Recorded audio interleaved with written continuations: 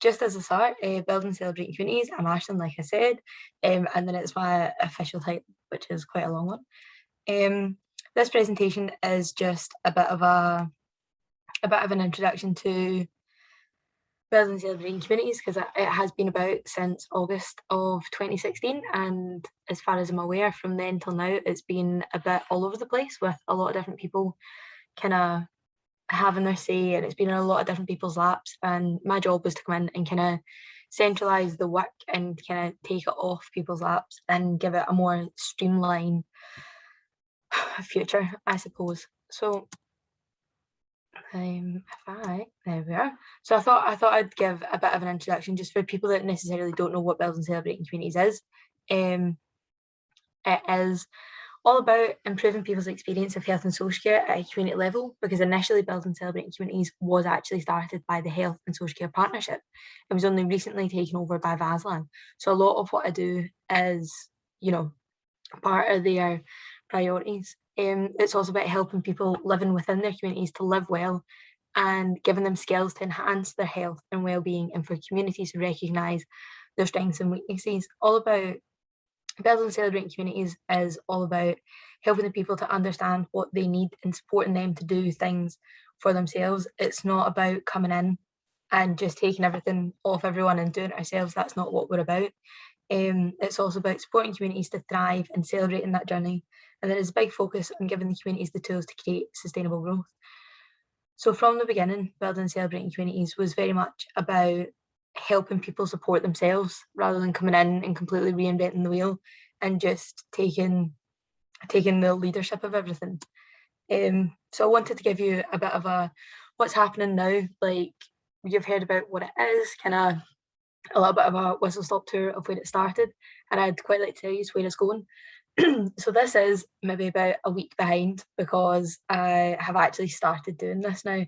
As Sandra's already said, I've already been out to start visiting people, but the initial part of my job was to collect a big list, essentially, of all the community groups and organisations all across South Lanarkshire, having a good big mix of different organisations all across the localities, and also I've included as many community councils as I could find. And I'm currently making my way through contacting them to initiate a relationship to start the conversation around BCC. So far, I've met with 6 or 7 groups, and everybody's been really, really responsive to building and celebrating communities. And I'll talk a little bit more in a second about what I'm actually talking to them about. But everyone's been really responsive, and I really just wanted to start an initial, this is who I am, this is what building and celebrating communities is, and like, I'm looking forward to working with you in the future. And everyone so far has been, like I said, really responsive and really on board with what my plans are. So right now, one of the big priorities is working towards producing our first good news story, and it should be published by the end of the month. So a good news story is a term that we kind of came up with as the celebrating part of building celebrating communities. There's a very big place in my heart for recognising community organisations that are doing things really well, that deserve to be celebrated in such a fashion that it produces more revenue for them. May that be more money, i.e. through funding, better funding, more opportunities for funding, some more volunteers, or really just a pat on the back that they, really deserve. And obviously, as I said, regularly attending VASLan and partner meetings like this one to keep up to date with the sector and ensure that there's no overlap in areas of interest. So this is what was happening before. When I first came in, I found that a lot of what building celebrating communities was doing was already kind of happening.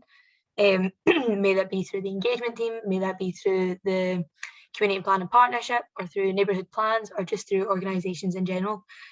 And there was no really ownership of building celebrating communities. It was just kind of thinly spread across a lot of different people's laps, and it was unfortunate that I ended up going in the wrong direction. So as I kind of follow on from that, this is just a rough guide as to what my plans are for the next, kind of 18 months. I'm already 2 months in, and we're already getting the good news stories up and running. I've got a meeting next week to write the first one. I'm just waiting on information coming back.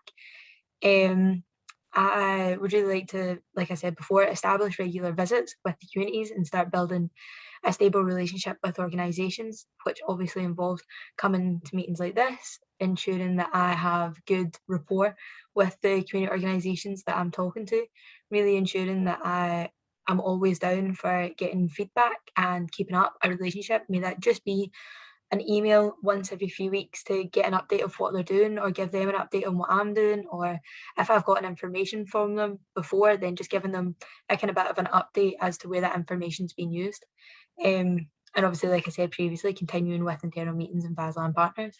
Um, Over the kind of next 12 to 18 months, which is roughly from July time next year to about December time next year, which is currently when my post ends, is to continue with the good news stories, really continue that relationship with the community organisations that I've spoken to, ensuring that they're still getting the what they think they deserve and what they think they need from the good news stories, figuring out if it's doing what we want it to do.